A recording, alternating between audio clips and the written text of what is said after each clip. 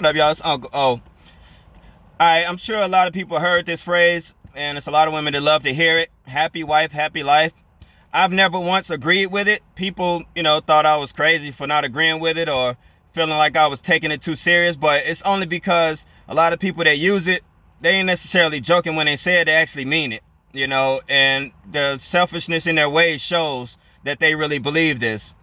And, I just felt like it was always too one-sided, I found this page here, Olivia Alexa. I want to thank you for saying this. I love to, when these facts come out from a woman's mouth, so, we can't be blamed for being misogynist or controlling and all that, when it's really a lot of narcissistic, entitled, spoiled, women with too many, selfishness issues around that, I can't stand their existence, but, that's neither here nor there. But I'm going to play this, and y'all let me know what y'all think in the comments, man. But she completely debunked that whole thing. I didn't even, the history of it, I didn't even know how old this phrase was. And it's part of something bigger. It's just like when people cherry pick the Bible. So I'm going to play this, and then I'm going to say my little piece. Today, I'm going to challenge the status quo. The phrase happy wife, happy life is something that you hear more frequently with men as time goes on in relationships and when dealing with women. But the reality is that it doesn't make anyone happy in the relationship because it's a complete lie. The term happy wife, happy life originally wasn't even about a happy woman. It was about money. It's from a 1903 poem called The Work and Wages Party. And the verse reads as follows: with all the kids in clover, a happy wife, a happy life, and a jolly good turnover. Do you notice something interesting? The original context wasn't even about a happy woman. It was about work and not making enough money to be able to live. What we've done is taken a phrase that had absolutely nothing to do with women and center it around women, like we do the majority of things. What it does is promote a subservient husband and implies that his happiness is expected to be put on the back burner. This is not a healthy, cohesive dynamic in a relationship, but we've become so accustomed to saying this phrase for so long that it has now become second nature and adopted as like a requirement for a happy, compatible relationship. There has to be equality and compromise in order for both parties to be successfully happy. Let's say we switch things around. Let's switch things around a little bit for a minute. Let's say we said happy man, that's the plan. And that the most important thing that mattered is that the husband gets what he wants in the relationship. That wouldn't go over well. And that the woman puts her needs and wants on the back burner. Then would people consider it healthy? I would take a stab in the dark and say that if the tables were turned like that, most people would think twice about phrases like these, and they wouldn't be so readily accepted and normalized.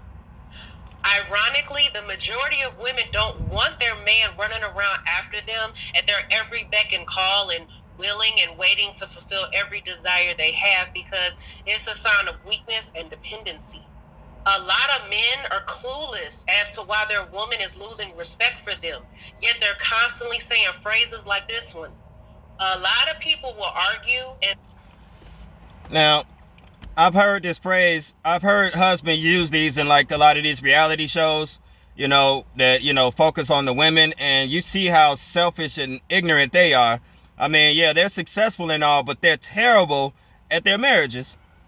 And it's just, it sickens me because I see the life drain from their face, man. And as the show goes on, they end up divorced and married again and all this stuff. And it's like, you never see, it always makes it seem like he's the problem, but she's the real problem. And so I'm going to go ahead and let some more play. Say it's just the same. But words hold the monumental power that shape your reality. Their meanings solidify perceptions that shape your beliefs, behaviors, and thoughts, and that ultimately create your world. As soon as you say this phrase, you subconsciously put yourself beneath your woman. You place her on a pedestal above you. Relationships are meant to be a symbiotic yin and yang duality. Men and women bring different things to the table. You balance each other out. No one should be above or beneath the other. Look, no successful relationship is all about what one person wants. I'm gonna just stop it there. But you know, y'all heard enough.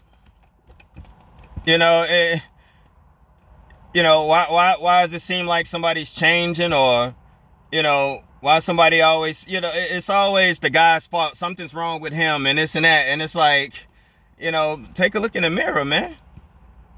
It ain't, you know, nobody just wakes up mad. Nobody just wakes up unhappy, and it's not cool to, just want to talk to a man just to, gauge if he getting tired of your junk, you know what I'm saying? If he's ready to leave, or just to find out something just so you can throw it back in their face and use it against them in an argument.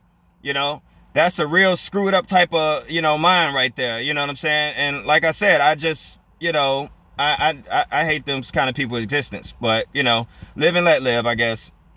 But I am so glad she debunked that selfish phrase, because it's used way too much. It's overused. You know what I mean? And I watch, I gauge a lot from these shows, because it really gives a perspective into toxic relationships. You know what I mean? Like your Real Housewives franchise and things like that, and Love and Hip Hop and all that. You get you see all the toxicity and all the different things that go wrong, and you could probably not identify, but with yourself, but you could probably identify aspects of of that in relationships you've had. You know what I'm saying? And you see, like, oh man, I wasn't crazy. I wasn't just thinking the wrong way or just assuming something. This really was what it is what it is, or was what it was. You know what I mean? So I am so happy that she debunked that. You know what I'm saying? So it's like, I'm not wrong for feeling resentful for hearing that. Any guy who felt resentful for hearing that, you're not wrong for feeling that way. All right? It comes from a really selfish, entitled, narcissistic type of partner. And if she, or, if a man is using the other version, what's a happy man, that's the plan or whatever, using that, then they wrong. You know what I'm saying? They need to, seek somebody who's willing to live by that, because it's wrong. No one should be taking more from the other. No one should feel drained. She said symbiotic, yin and yang and all that. Not this one-sided crap that we have now, where there's no accountability for one, and everything's the other person's fault. Nobody's believing that lie no more. So that's all me and Olivia had to get off our chest. Y'all be smooth.